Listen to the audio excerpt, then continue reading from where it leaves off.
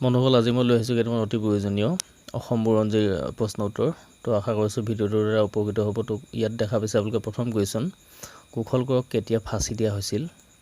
কুশল কোঁৱৰক ফাঁচি দিয়া হৈছিল 1943 চনৰ 15 জুনত। ঠিক আছে। বৰ্মন বংশৰ কোনগৰাকী ৰজাৰ শাসনৰ সময়ত চীনা পৰিব্ৰাজক হিউৱেনচাং ভাৰতলৈ আহিছিল? Most important question. তো কোনজন ৰজা আছিল? ৰজাজন হৈছে ভাস্কৰ বৰ্মন। ঠিক আছে। ভাস্কৰ বৰ্মনৰ শাসনকালত চীনা পৰিব্ৰাজক হিউৱেনচাং ভাৰতলৈ আহিছিল। আৰু বৰ্মন বংশৰ বুলি কওঁতে যদি সোধে আমাক বৰ্মন বংশৰ শেষৰ ৰজাজনৰ নাম কি, তেতিয়াহ'লে কুমাৰ ভাস্কৰ বৰ্মন হৈছে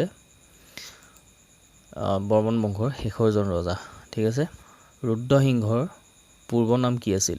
ৰুদ্ৰসিংহৰ পূৰ্বৰ নাম আছিল লাই কোঁৱৰ। ঠিক আছে। হাজোৰ পোৱামক্কা মছজিদটো কোনে নিৰ্মাণ কৰাইছিল? Important question. তো ইয়াৰ আনচাৰ হৈছে আমাৰ গিয়াছুদ্দিন আউলিয়াই। ঠিক আছে। গিয়াছুদ্দিন আউলিয়াই হাজোৰ পোৱামক্কা মন্দিৰটো নিৰ্মাণ কৰিছিল। মণিৰাম দেৱানক কেতিয়া ফাঁচি দিয়া হৈছিল? ভেৰি ইম্পৰ্টেণ্ট কুৱেশ্যন, সুধি থাকে। তো ইয়াৰ আনচাৰ হৈছে আমাৰ 1858 চনৰ 26 ফেব্ৰুৱাৰীত। আহোম আৰু মোগলৰ মাজত হোৱা শেষ ৰণখনৰ নাম কি আছিল? আহোম আৰু মোগলৰ মাজত হোৱা শেষ ৰণখনৰ নাম হৈছে ইটাখুলি ৰণ আৰু 1682 খ্ৰীষ্টাব্দ। ঠিক আছে। আটাইতকৈ কম বয়সৰ আহোম ৰজাজনৰ নাম কি আছিল?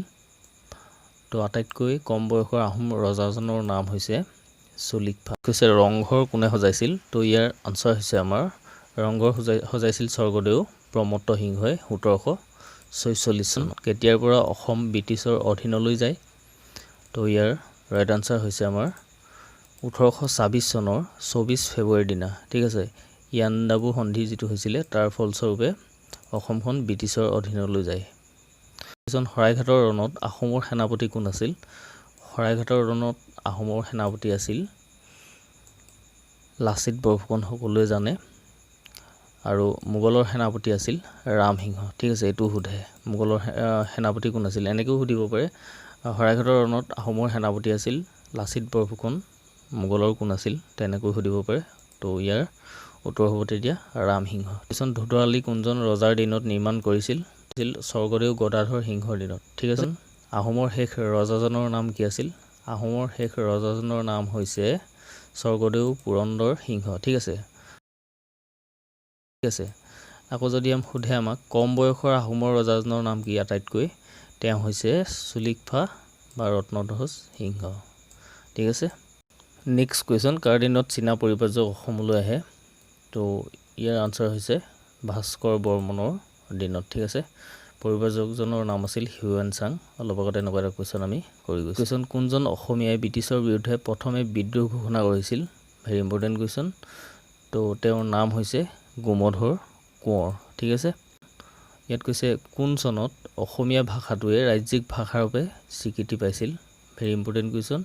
তো অসমীয়া ভাষাটোৱে ৰাজ্যিক ভাষাৰূপে স্বীকৃতি পাইছিল 1961 চনত। পৃথিৱীৰ আটাইতকৈ পুৰণি তেল শোধনাগাৰটো ডিগবৈ তেল শোধনাগাৰ কেতিয়াৰ পৰা কাৰ্যক্ষম হয়? ঠিক আছে।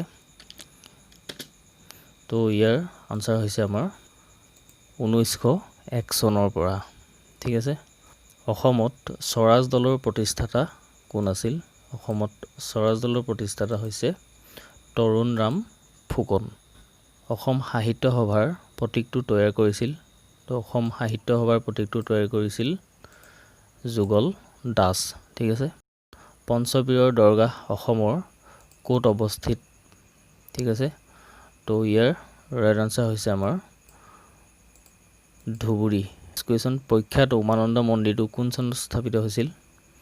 Most important question. তো ইয়াৰ আনচাৰ হৈছে আমাৰ 1694 চনত।